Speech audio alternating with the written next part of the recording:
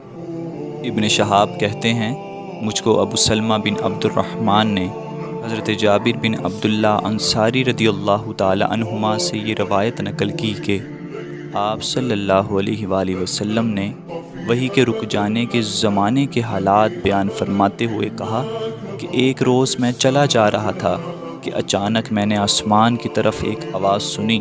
اور میں نے اپنا سر آسمان کی طرف اٹھایا، کیا دیکھتا ہوں کہ وہی فرشتہ جو میرے پاس غارِ حرا میں آیا تھا وہ آسمان و زمین کے بیچ میں ایک کرسی پر بیٹھا ہوا ہے۔ میں اس سے ڈر گیا اور گھر آنے پر میں نے پھر کمبل اوڑھنے کی خواہش ظاہر کی۔ اس وقت اللہ پاک کی طرف سے یہ آیات نازل ہوئیں، یا ایہا المدثر قم فانذر وربک فکبر وثیابک فطہر والرجز فہجر۔ اے لحاف اوڑھ کر لیٹنے والے، اٹھ کھڑا ہو اور لوگوں کو عذاب الہی سے ڈرا اور اپنے رب کی بڑائی بیان کر اور اپنے کپڑوں کو پاک صاف رکھ اور گندگی سے دور رہ۔ اس کے بعد وہی تیزی کے ساتھ پے در پے آنے لگی۔ ایک شخص حارث بن حشام نامی نے آن حضرت صلی اللہ علیہ وآلہ وسلم سے سوال کیا تھا کہ حضور، آپ پر وحی کیسے نازل ہوتی ہے؟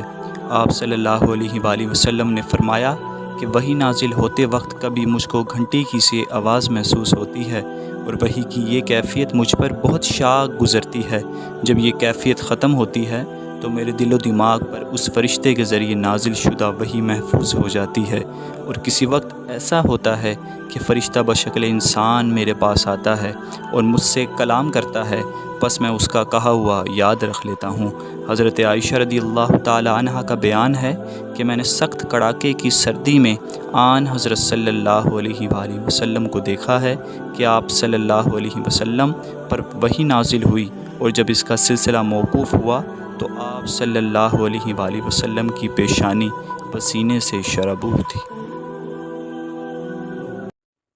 موسیٰ بن اسماعیل نے ہم سے حدیث بیان کی، ان کو ابو عوانہ نے خبر دی، ان سے موسیٰ ابن ابی عائشہ نے بیان کی، ان سے سعید بن جبیر نے، انہوں نے ابن عباس رضی اللہ تعالی عنہما سے کلام الہی لا تحرک بہ لسانک لتعجل بہ کی تفسیر کے سلسلے میں سنا کہ رسول خدا صلی اللہ علیہ وسلم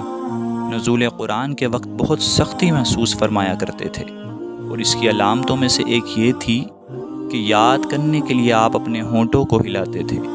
ابن عباس رضی اللہ تعالی عنہما نے کہا، میں اپنے ہونٹ ہلاتا ہوں جس طرح آپ صلی اللہ علیہ وسلم ہلاتے تھے۔ سعید کہتے ہیں، میں بھی اپنے ہونٹ ہلاتا ہوں جس طرح ابن عباس رضی اللہ تعالی عنہما کو میں نے ہلاتے دیکھا، پھر انہوں نے اپنے ہونٹ ہلائے۔ ابن عباس رضی اللہ تعالی عنہما نے کہا، پھر یہ آیت اتری کہ لا تحرک بہ لسانک لتعجل بہ ان علینا جمعہ وقرآنہ۔ اے محمد، قرآن کو جلد جلد یاد کرنے کے لیے اپنی زبان نہ ہلاؤ، اس کا جمع کر دینا اور پڑھا دینا ہمارا ذمہ ہے۔ حضرت عبداللہ ابن عباس رضی اللہ تعالی عنہما کہتے ہیں، یعنی قرآن آپ صلی اللہ علیہ وسلم کے دل میں جمع دینا اور پڑھا دینا ہمارے ذمہ ہے۔ فَإِذَا قَرَأْنَاهُ فَاتَّبِعْ قُرْآنَهُ، پھر جب ہم پڑھ چکیں تو اس پڑھے ہوئے کی اتباع کرو۔ ابن عباس رضی اللہ تعالی عنہما فرماتے ہیں، اس کا مطلب یہ ہے کہ آپ اس کو خاموشی کے ساتھ سنتے رہو۔ ثم ان علینا بیانہ، اس کے بعد مطلب سمجھا دینا ہمارے ذمہ ہے، پھر یقیناً یہ ہماری ذمہ داری ہے کہ آپ اس کو پڑھو، یعنی اس کو محفوظ کر سکو۔ چنانچہ اس کے بعد جب آپ صلی اللہ علیہ وسلم کے پاس حضرت جبریل امین علیہ السلام وحی لے کر آتے تو آپ صلی اللہ علیہ وسلم توجہ سے سنتے،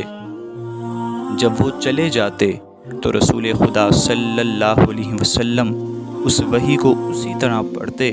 جس طرح حضرت جبریل امین علیہ السلام نے اسے پڑھا تھا۔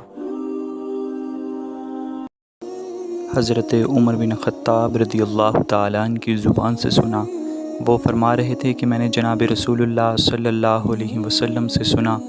آپ صلی اللہ علیہ وآلہ وسلم فرما رہے تھے کہ تمام اعمال کا دار و مدار نیت پر ہے، اور ہر عمل کا نتیجہ ہر انسان کو اس کی نیت کے مطابق ہی ملے گا۔ بس جس کی ہجرت ترک وطن دولت دنیا حاصل کرنے کے لیے ہو یا کسی عورت سے شادی کی غرض سے ہو، بس اس کی ہجرت انہی چیزوں کے لیے ہوگی جن کے حاصل کرنے کی نیت سے اس نے ہجرت کی ہے۔